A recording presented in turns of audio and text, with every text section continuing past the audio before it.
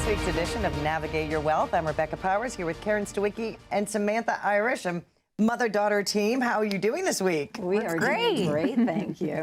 So we have so many people that ask a lot of questions. They want to talk more about taxes. Okay. Is it so important in retirement as it is in the accumulation phase? That is a super great question. And I will tell you, during the accumulation phase, you still have options. You still got wiggle room and you've got time. When we get to the retirement phase, that distribution phase, really you are kind of where you are. You've grown everything that you can grow, you've saved everything that you can save, and you're there. Congratulations. But unfortunately, you have a little less wiggle room, and the government is continuously trying to find ways to confiscate what you've worked so hard to collect. So yeah, taxes are a big deal in retirement, and that's why we focus so much of our attention, not just on risk diversification, but on tax diversification. You know, when most people think about taxes and where they're going to be in the future and how they potentially could pay more in taxes, their default is typically that taxes are going to increase. But there are actually 6 ways that you can pay more tax in the future. And I think it's important for us to actually dig into them, because I want to make sure that you at home really have an idea of why we believe taxes are so important. So the first option is actually in your hands, and that is that you earn more. So whether in retirement you want to take more distributions from your wealth to accumulate or to have more to spend, or during your working years you are getting raises, the more you earn, you grow it, or you increase the tax bracket that you fall into. And so that's one way that you could pay more taxes. But the flip side is the default way that people think. You earn the same, but the government increases the tax bracket, which means you're not paying more tax because you have more money in your pocket. You're just paying more tax because they want more money in their pocket. That's worse. That's worse. Exactly. Yeah. That's way worse. And, you know, we've talked about this in previous episodes, but I think that it's important to remind people that we are actually in a on sale period of time with taxes. In 2025, that is the end of the Trump tax cuts period. Those taxes that were originally in 2018 will sunset and go back to where they were. So beginning in 2026, anybody that's in the 22% bracket right now is going to jump back to where it was, which is 28. Now, that doesn't sound like a lot, going from 22 to 28. But it is. Well, here's why it is. 22 is 6 points less than 28. So if you add 6 onto 22, what does that 6 represent? The way to find that out is to divide 6 into 22, which is 27.27%. That means that for the taxes to go from 22 back to 28, that is almost a 30% increase. So for the same amount of income that you have today, if that doesn't change, in 2026, you're going to be paying 30% more. And then legislatively, depending on who's in Congress, you never know where it's going to go. Well, and that's where the other 4. And so there, like I said, there's 6 different ways. The first 2 is making more money or increase in taxes. Okay. But the third way is change in deductions. You know, think about mortgages and how you were able to deduct your mortgage, and now there are limits on what you can deduct. That is a deduction change that affected people's... Yeah, they limit it now to $10,000, which is not a problem unless you live in New York or California, right? But honestly, that was a change they made. You didn't get a vote in it, okay? They just did that. Oh, What's some more changes, Samantha? The other way is expanding taxes. And the way that we, understand that is think about Social Security. Social Security was initially designed to be tax-free. Right. Then in 1983, 50% of your Social Security was taxable. Potentially taxable if you earn too much, which wasn't much. Right. In 1993, that increased to 85% is taxable.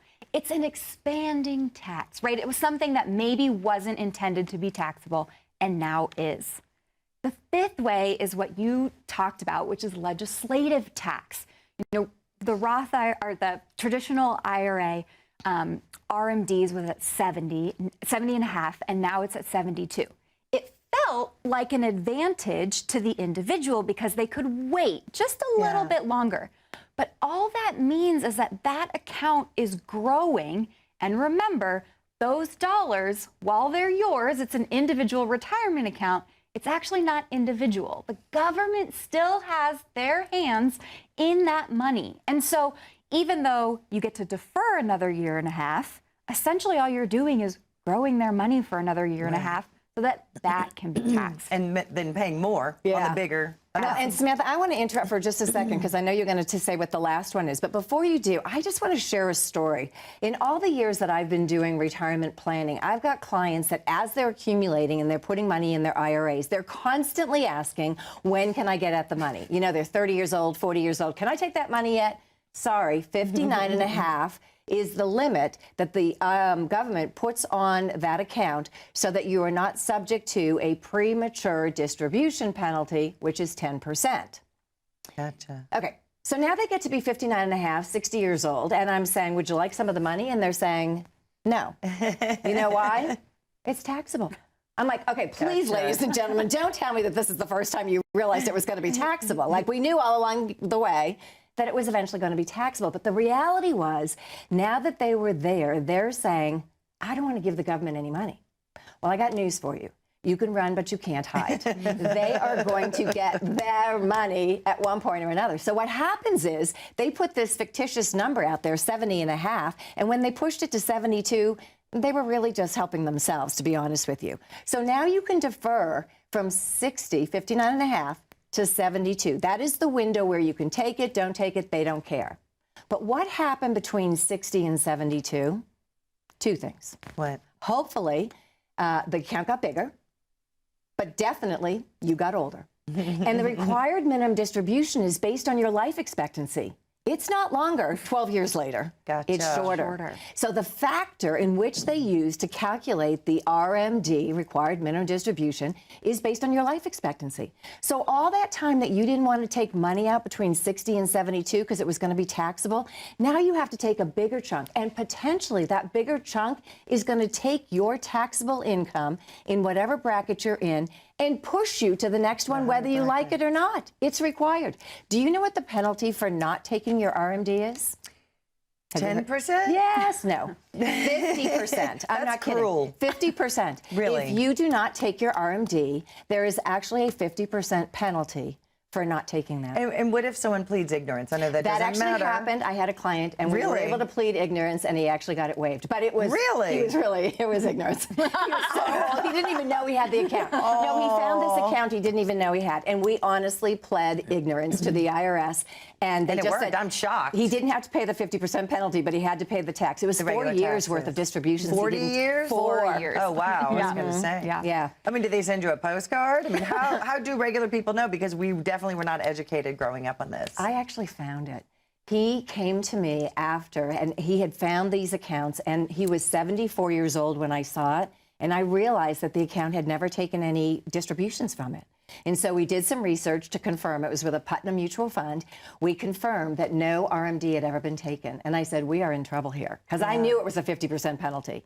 And so we constructed a case and pled to the IRS. And you won. We won. He had to pay the taxes, but he didn't have to pay the penalty. Amazing. Listen, one of the ways to make sure that you don't end up in the situation where you have to plead ignorance is to make sure you know where all of your assets are. And that's one thing that's really important to us at Compass Financial, is that you have a clear understanding of where your dollars are. Pick up the phone today and give us a call. 855-348-3073. We want to help you really understand where your assets are and then look at the taxes that might be due on those. Absolutely. Stay with us more. How we can navigate your wealth right after this.